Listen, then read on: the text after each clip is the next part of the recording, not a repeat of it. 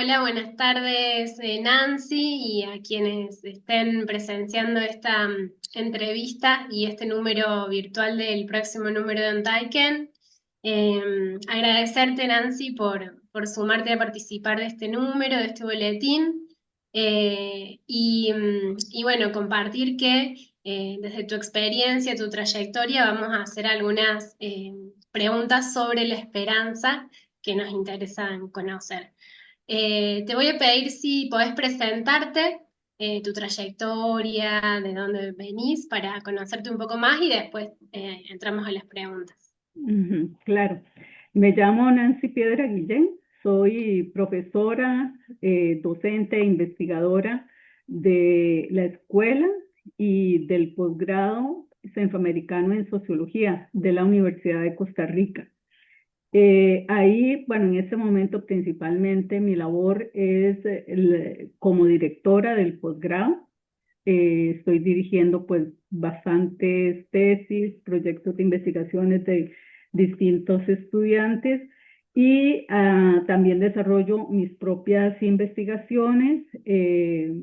Pues tengo mi actividad académica y también doy docencia, ¿verdad? Entonces, bueno, eso es más o menos. Vamos a ver sobre los temas que trabajo.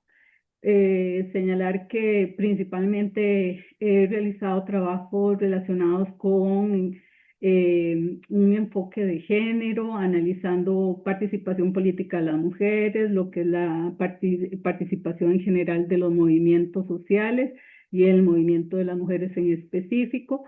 También he trabajado mucho en la parte de lo que es el análisis de las emociones y del poder en las parejas y también a nivel social.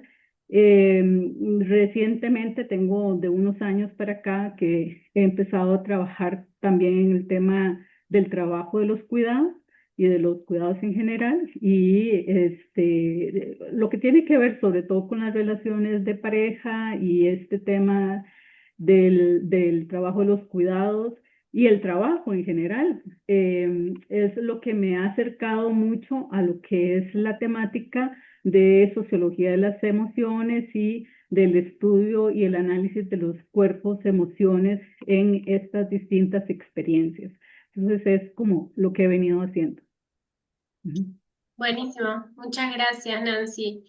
Bueno, entonces tenemos mucho que dialogar sobre este tema.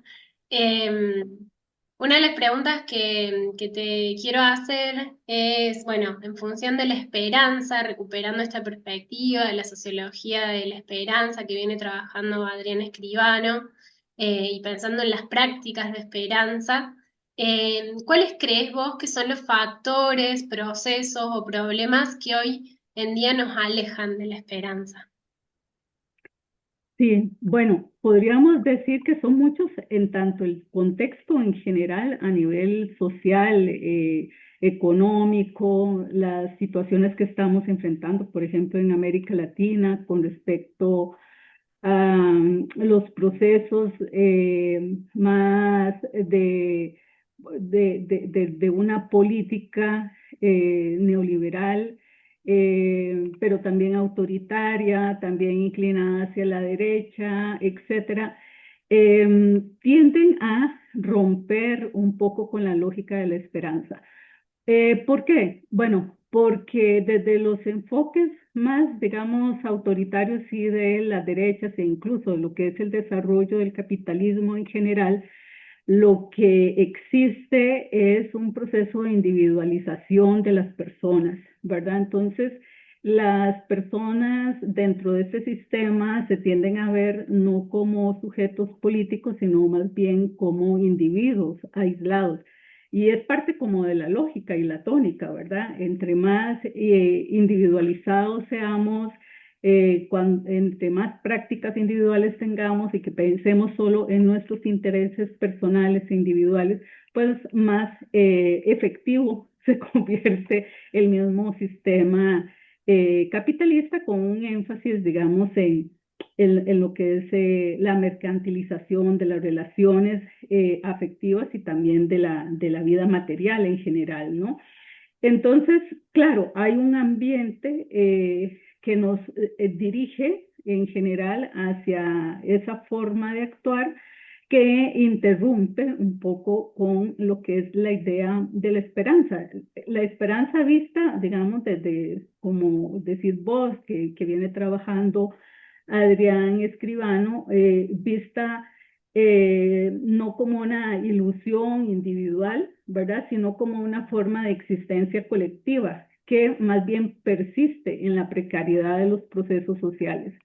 Entonces, el concepto en general lo que nos permite es también elevar y politizar esos procesos de trabajo y de acción y de vida cotidiana de las personas, ¿verdad?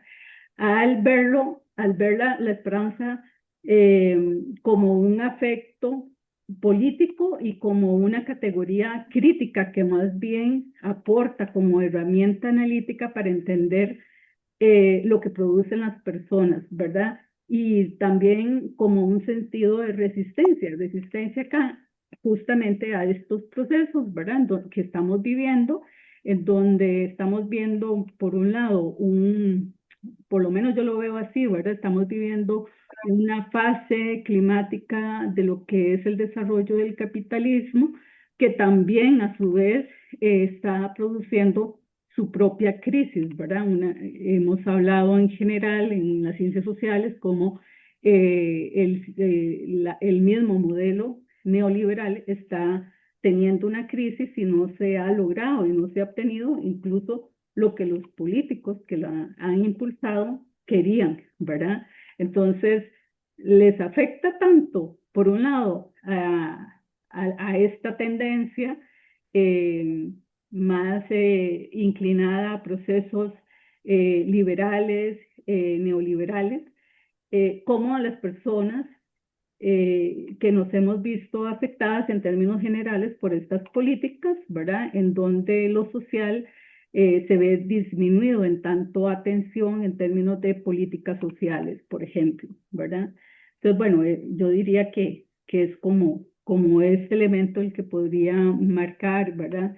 Eh, porque nos enfrenta a eso, a una lucha constante contra estos procesos de individualización, ¿verdad? Que se están generando y a mirarla con la esperanza de pronto como un producto de experiencia individual y no colectiva. Entonces, pienso que es como el panorama que tenemos. Ujú. Bien, me parece muy interesante esto que traes de la individualización de estos tiempos y pensar la esperanza desde lo colectivo como práctica colectiva. Y por eso también quería compartirte esta pregunta de poder profundizar, si es posible, sobre cuáles vos crees que son las razones y motivos que causan esas experiencias de esperanza que vos lo vinculás más también a lo colectivo. Ajá.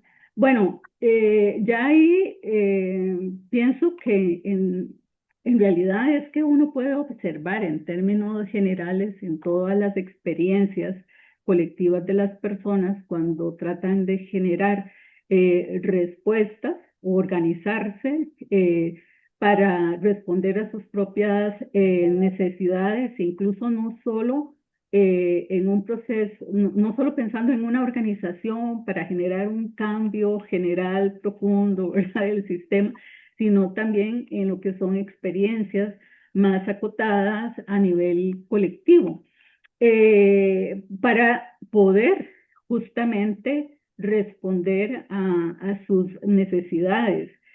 Y entonces yo diría que hay dos elementos, porque uno es y puede ser individual desde el sujeto, pero el otro es colectivo. Entonces podemos hablar de prácticas que se generan desde nuestra experiencia y individual, en tanto toda relación que establecemos pasa por relaciones de afectividad, ¿verdad? Y que esas relaciones afectivas se generan desde todas las acciones que realizamos. Yo, por ejemplo, trabajo mucho desde el tema del trabajo, ¿verdad? En distintos tipos y sectores de trabajo, pero también en las acciones que generan las personas. Por ejemplo, voy a citar un ejemplo que es uno de los con los que estoy trabajando, que es con mujeres migrantes que trabajan en el trabajo de los cuidados y en el trabajo doméstico. Es decir, para mí, ellas realizan de forma fuerte y profunda acciones que dan esperanza. Incluso el tipo de trabajo que hacen, que les demanda no solo trabajo físico, sino también emocional, en donde lo desarrollan, lo hacen también con la esperanza de poder cambiar sus condiciones de vida en términos generales. También por los vínculos que tienen con las personas cercanas, que son familias, son hijos, hijas, madres, hermanos, quienes sean, pero siempre existe en sus acciones un vínculo, que es un vínculo afectivo y que es amoroso por lo general, afectuoso, en donde además se deposita mucha esperanza en su acción. ¿En qué sentido? Bueno, en la posibilidad de tratar de cambiar las condiciones de vida, tanto individuales como colectivas, de su familia, de su comunidad, y llevan, es una vivencia que las atraviesa a ellas como sujetos, como personas, cuerpos y emociones, ¿verdad? Que siempre están presentes, a pesar de la lejanía en la que se mantienen con respecto a las personas que supuestamente pues son más cercanas, como pueden ser sus mismos hijos e hijas. Y a la vez, en el nuevo espacio en el que están, pues desarrollan también vínculos.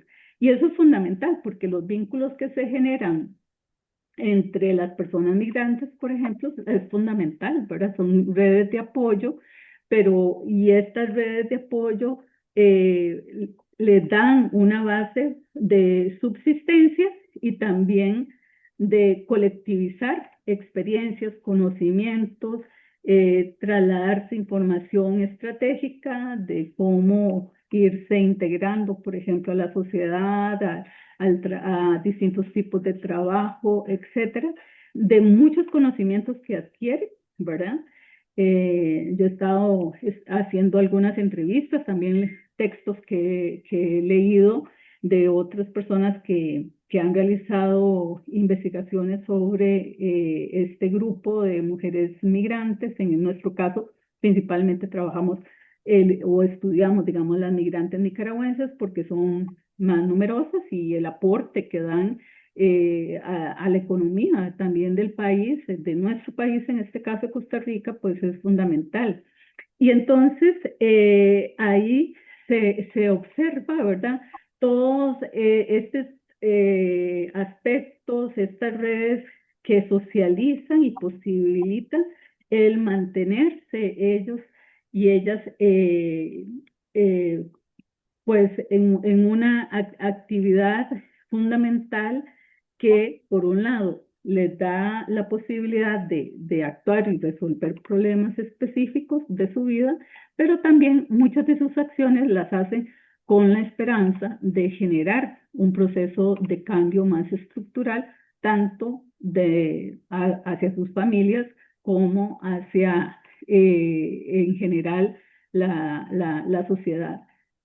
Son sectores muy importantes porque aquí, desde acá, se han generado muchos procesos organizativos, cantidad, es decir, ya estamos hablando para un país pequeño, que somos 5 millones de habitantes, de que existen más de 100 espacios de organización distintos de las personas migrantes. Dentro de esos espacios, eh, muchas trabajadoras domésticas están también organizadas, ¿verdad?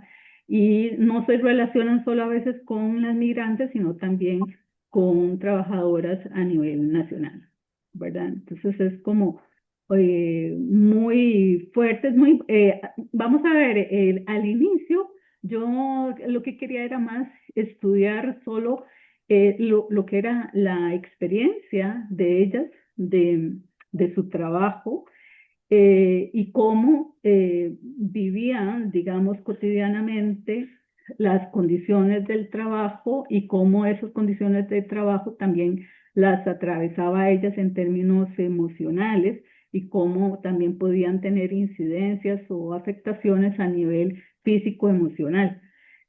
Pero en el camino y en lo que he ido trabajando, pues me he dado cuenta que, por ejemplo, el tema de la esperanza es un elemento fundamental, estratégico, ¿verdad? Que viene saliendo y que está presente, digamos, en los relatos que he ido construyendo con ellas, ¿verdad? Entonces, eso me llamó mucho la atención, ¿verdad? Porque el tema de la esperanza se convierte en en un aspecto político, más político que otros afectos o emociones, ¿verdad? Que están presentes dentro de sus experiencias.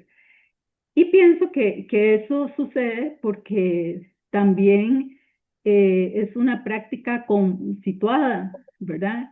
Y al ser situada nos da la posibilidad también de observar las desigualdades, ¿verdad?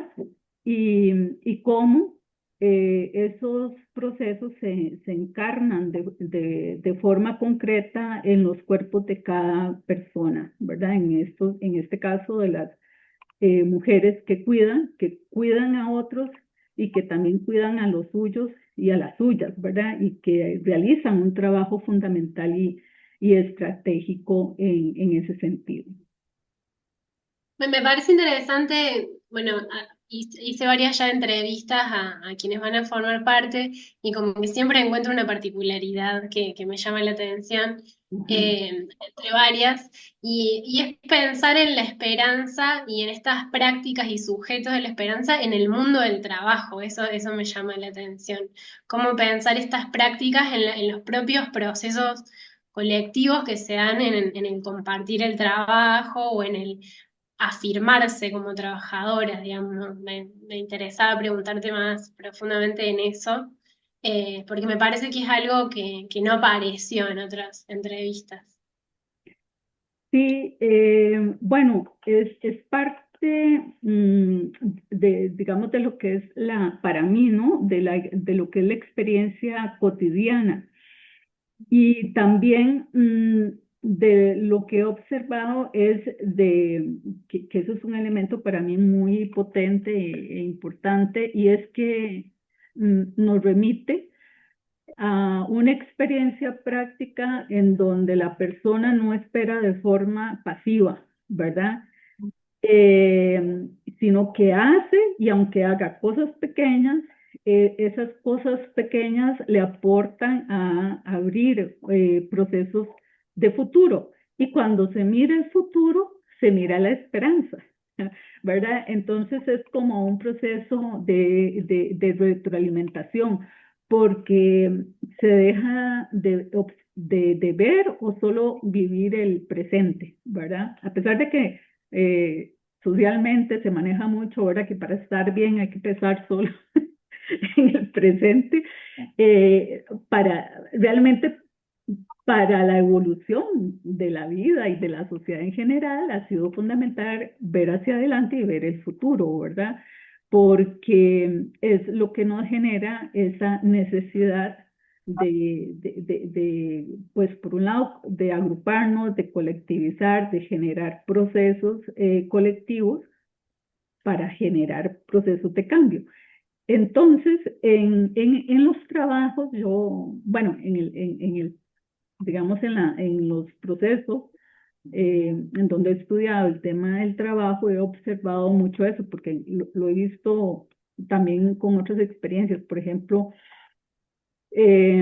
quizás donde no tenía tan claro este tema de la esperanza, pero que sí lo puedo relacionar con un estudio que hice relacionado con las condiciones de trabajo y la corporalidad del trabajo de las personas que trabajan en call centers, que Mm. bueno, sabemos que esa es una experiencia también que nos atraviesa mucho en América Latina, que es muy importante, que ha generado una dinámica de inserción, sobre todo en personas jóvenes, y que a veces se les ha visto como un sector que es muy enajenado, ¿verdad? En términos de laborales y que no aportan porque más bien lo que hacen es como retroalimentar su práctica más consumista o se relaciona con elementos que nosotros le llamamos más light, más livianos de lo que es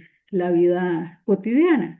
Pero en esas personas jóvenes, no, yo encontré también, a partir de las entrevistas que hice, actitudes críticas, conciencia, mucha conciencia de parte de ellos y ellas de quiénes son, de cómo son, de lo que se dice de ellas y de lo que piensan de sus experiencias en donde también son experiencias que están pautadas por procesos de explotación, pues ahora ya conocemos más qué significa esos procesos de explotación y hipercontrol desde del trabajo que ellos y ellas realizan, a pesar de ser trabajos digitales, ¿verdad? Que se relacionan con las plataformas digitales y encontré este proceso en donde lo puedo observar en cómo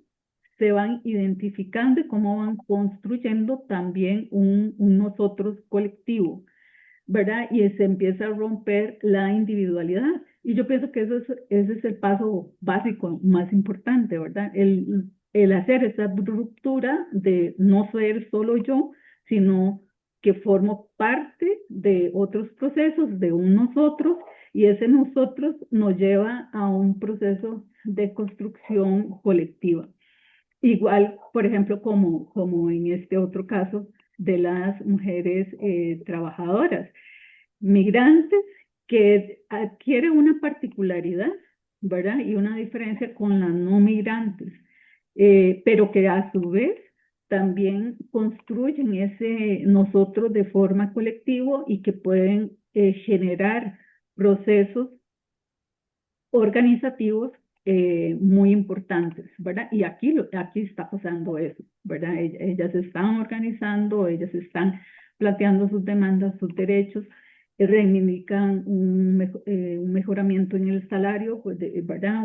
Y un mejoramiento en su, por ejemplo, en lo que tiene que ver con el seguro social, que cuesta mucho que lo tengan, es decir, pero eso dejó de ser acciones individuales para convertirse en acciones colectivas y son por lo general personas bastante informadas y situadas, aunque a veces parece que no porque realizan un trabajo muy independiente, ¿verdad? En un espacio en donde están solas ellas, ¿verdad? No están en comunidad con otras personas, no están compartiendo los espacios.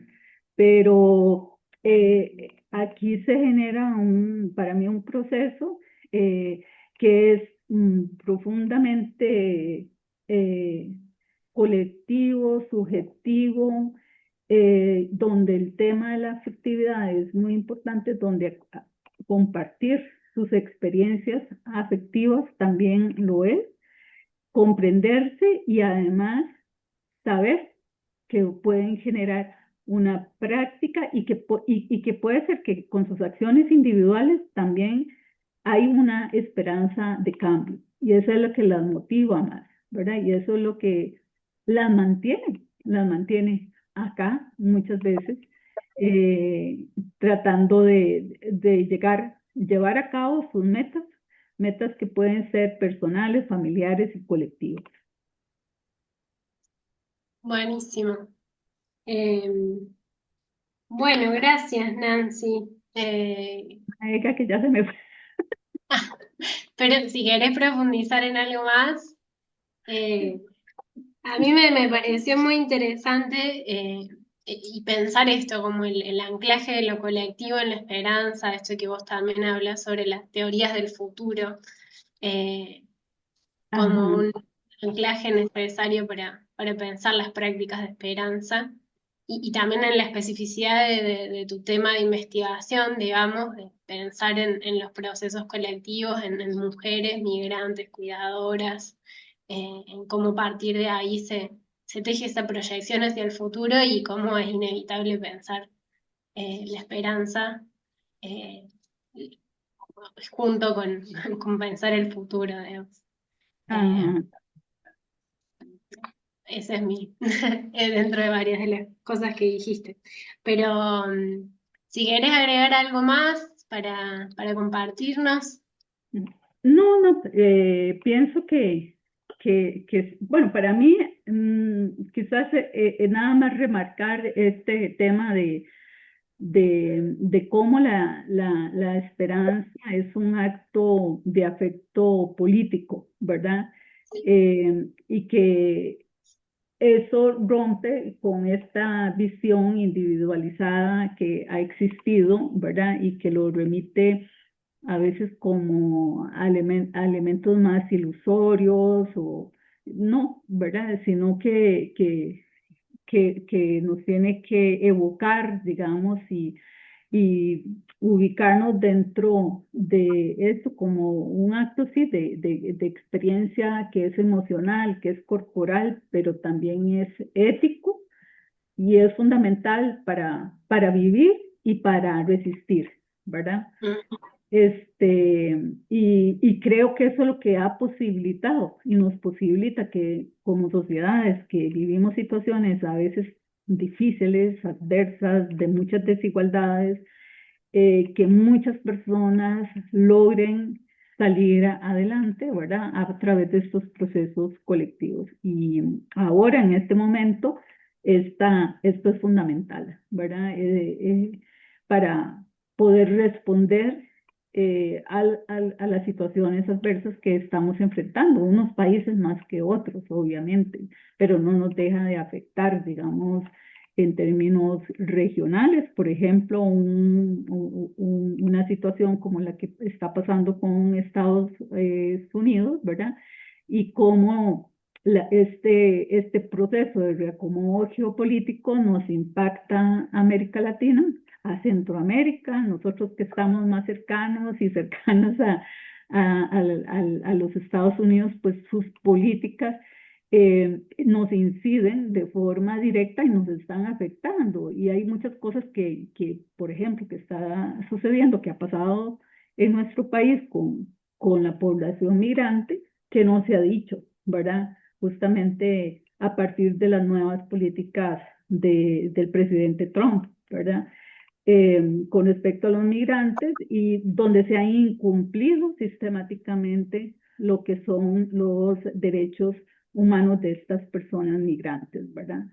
Un país que recibe personas que han sido expulsadas de Estados Unidos, pero que no estábamos en condiciones para recibirlos y darles una atención adecuada y que se ha violentado de forma fuerte, incluso material y físicamente a estas personas y no se dice nada, ¿verdad? No se dice nada y no se sabe. Entonces es muy importante esto. También esta comunión, esta comunicación para mí es muy importante entre Centroamérica y Suramérica, ¿verdad? ujú. Pienso que es fundamental, bueno, yo que eh, como directora del posgrado en sociología he tratado de organizar muchas actividades de carácter reflexivo sobre la región y pienso que necesitamos más diálogo, más diálogo y más discusión entre el centro y el sur, ¿verdad? Eh, y bueno, por ahí varias personas estamos generando y tratando de organizar también más espacios de intercambio en esa dirección. Eso sería. Y muchas gracias. Buenísimo. Gracias a vos, Nancy. No,